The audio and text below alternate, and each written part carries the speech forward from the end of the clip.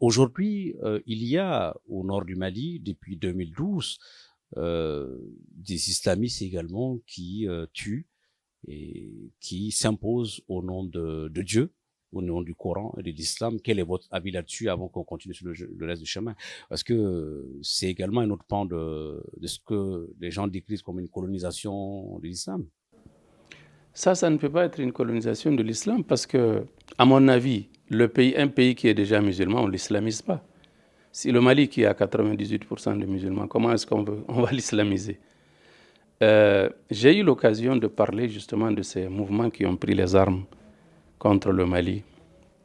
J'avais précisé que il y a, n'est-ce pas, parmi eux, c'est vrai, il y a une partie qui se pose qui a des revendications d'ordre politique, c'est-à-dire qui demande d'appliquer la charia.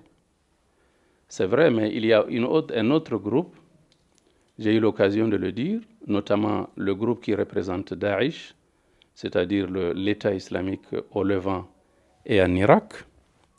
Eh bien, ce groupe-là, aujourd'hui, on a les informations selon lesquelles ce sont des groupes qui ont été créés par des services de renseignement d'un certain nombre de puissances extra-régionales.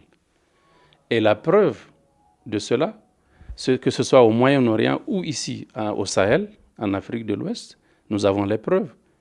Et la preuve la plus éloquente, que l'on peut citer entre autres, c'est la requête qui a été soumise par le gouvernement de la République du Mali au niveau du Conseil de sécurité des Nations Unies, qui dit que le Mali dispose de preuves irréfutables qu'une puissance extra-régionale est en train d'aider, d'informer et d'armer et d'équiper ce groupe-là. Et jusqu'à présent, le Conseil de sécurité n'a pas voulu se réunir. Parce que cette puissance extra-régionale est membre permanent du Conseil de sécurité. Elle a dû certainement, je n'en sais rien, mettre le pied sur cette requête. Alors, est-ce que c'est pas ce savant dosage qui fait peur à l'opinion, à un certain nombre de décideurs au Mali, dans un débat qui fait couler beaucoup d'encre aujourd'hui, à savoir la laïcité dans la nouvelle constitution, parce qu'on va y arriver. Est-ce que c'est pas ce qui fait peur? Parce que entre celui qui tue au nom de Dieu et celui qui revendique qu'on puisse aller vers une islamisation pure et dure, est-ce que la frontière n'est pas étroite?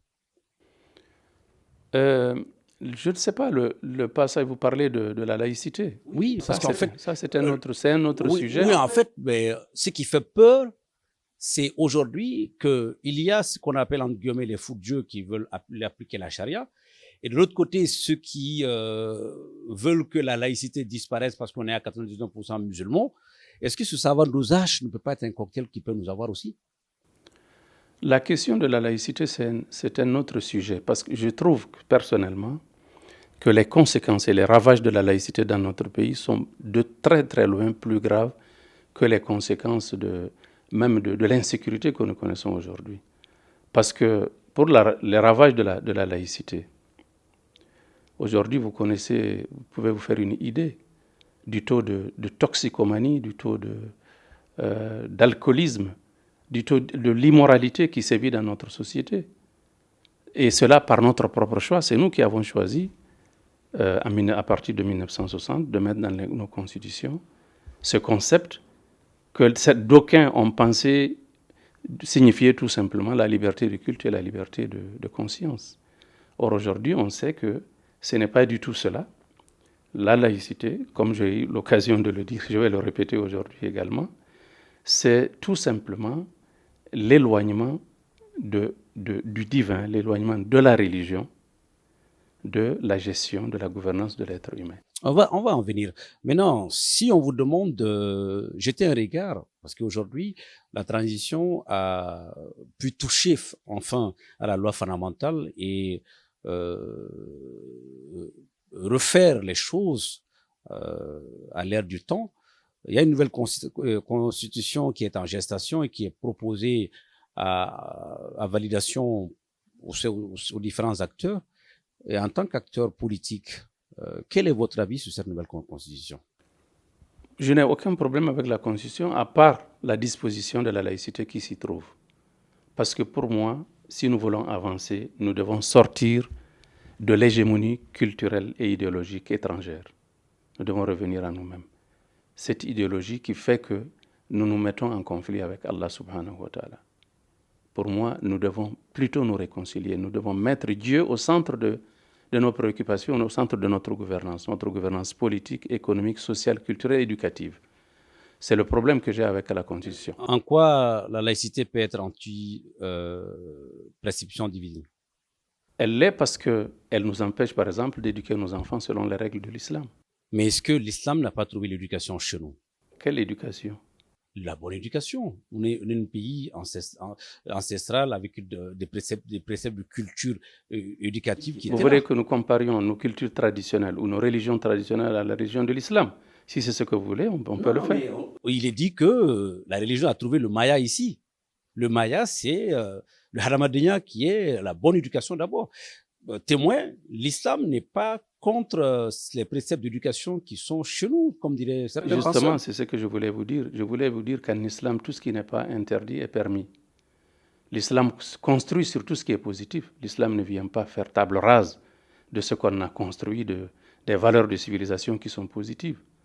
Et la laïcité, telle que décrite dans cette constitution, autorise cette liberté que donne la religion musulmane. Non, ce n'est pas à la laïcité de nous définir ce que nous devons faire. C'est nous qui devons le définir à nous-mêmes. La laïcité ne nous appartient pas. C'est un concept qui nous est étranger. Ce n'est pas à la laïcité de nous dire que nous devons faire ceci ou cela. Ça, c'est un deuxièmement. La laïcité, c'est la laïcité. Moi, je refuse d'accepter qu'on me dise qu'il y a une laïcité française, une laïcité malienne, une laïcité américaine et autres. La laïcité, c'est la laïcité. La laïcité, c'est une idéologie qui a pour objectif d'écarter l'enseignement du divin ou l'utilisation ou le recours au divin dans la gouvernance, partout où elle se trouve. Pour vous, la laïcité, c'est de regarder dans le rétroviseur autre que la religion. C'est gérer l'être humain en dehors des valeurs divines. C'est cela la laïcité. Pourtant, la définition dans la Constitution n'est pas ça. Moi, je voudrais que vous me dites un peu clairement qu'est-ce que vous entendez par les dispositions sur la laïcité. Parce qu'il est défini dans cette loi sur la laïcité ce que consiste la laïcité. C'est ce qui était un peu plus grave avant. Mais justement, ça, c'est de la contradiction sur de la contradiction. Quand il nous dit que la laïcité ne s'oppose pas à la religion, il y a un article qui dit que l'enseignement est laïque. Qu'est-ce que la laïcité vient chercher au niveau de notre enseignement? Qu'on nous laisse enseigner à nos enfants nos valeurs. On n'est pas en France qui a donné naissance à la laïcité. Donc ces contradictions-là, il faut les écarter de notre Constitution. Et si on les écarte, est-ce qu'on ne tomberait pas dans l'islamisme pur et dur qu'on craint aujourd'hui? Parce que il y a également du côté nord de notre pays des fous de Dieu qui arrivent avec ces mêmes préceptes et qui ferment les écoles publiques au nom de cette disparition de la laïcité. Justement, la laïcité, si nous écartons la laïcité, j'avais fait une proposition dans un débat. Nous adoptons l'islam, qui est la religion de 90% de la population, comme religion d'État.